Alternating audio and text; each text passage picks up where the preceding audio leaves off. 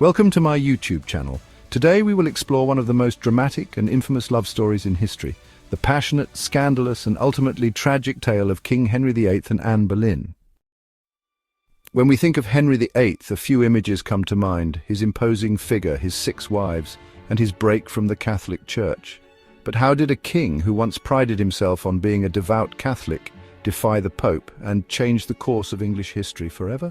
How did Anne Boleyn, a young woman of wit and charm, rise from the court of Queen Catherine of Aragon to become queen herself, only to meet a shocking and untimely fate? Was their love story one of true passion, or was it a dangerous game of power and ambition?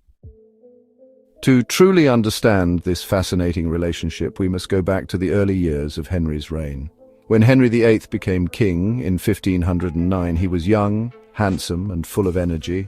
He was not the overweight, tyrannical ruler we often imagine today. Instead, he was a charismatic sportsman, an intelligent scholar, and a king eager to prove himself. His first marriage to Catherine of Aragon, the Spanish princess and widow of his older brother, Arthur, seemed like a perfect match. She was dignified, deeply religious, and widely respected. For years she was Henry's loyal queen, but there was one problem. Catherine failed to give Henry a son. Henry, like most kings of his time, believed that a male heir was essential for the stability of his dynasty. Catherine had given birth to several children, but only one survived, Mary, later known as Mary I of England. As the years passed, Henry's frustration grew. He became desperate for a solution, and it was during this time that Anne Boleyn entered his life. Anne was not just any court lady. She had been educated in the sophisticated courts of France and was known for her intelligence, charm, and sharp wit. Unlike many women who sought to attract the king's favor, Anne refused to become his mistress. She knew that if she yielded too easily, she would become just another forgotten lover. Instead, she played a dangerous game. She made Henry chase her, refusing to give herself to him unless he made her his queen. This was something new for Henry. He had had mistresses before, including Anne's own sister, Mary Boleyn, but no woman had ever resisted him like this. Anne's refusal only made Henry want her more. His letters to her, which still exist today, reveal the depth of his obsession. He wrote of his love, his longing, and his frustration, calling her my mistress and my heart's desire. But there was one major obstacle: Catherine of Aragon. Henry, convinced that his marriage was cursed because he had married his brother's widow, sought an annulment. He turned to the Pope, expecting a quick and favorable response. But Catherine was not just any queen. She was the aunt of the Holy Roman Emperor Charles V, the most powerful man in Europe. The Pope, under pressure from Charles, refused to grant Henry's request. Henry was furious. He was not a man used to being denied. What followed was one of the most significant events in English history, the English Reformation. Determined to have Anne, Henry broke away from the Catholic Church, declared himself the supreme head of the Church of England, and granted himself the divorce he so desperately wanted. In 1533, he married Anne in secret, and soon after she was crowned Queen of England.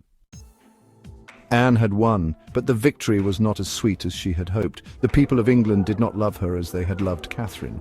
Many saw her as a usurper, a woman who had bewitched the king.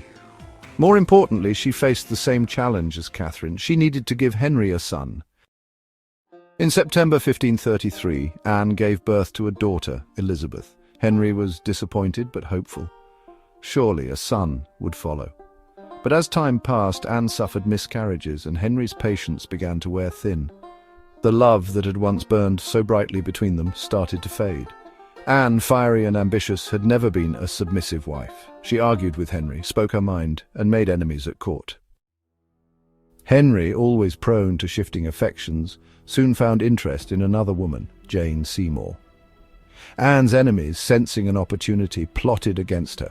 Rumours of adultery, treason, and even incest spread through the court. In May 1536, Anne was arrested and taken to the Tower of London. She was accused of betraying the king with multiple lovers, including her own brother. The trial was a farce. The evidence against Anne was weak, but the outcome was already decided. On May 19, 1536, she was led to the scaffold. Even in her final moments, she maintained her composure.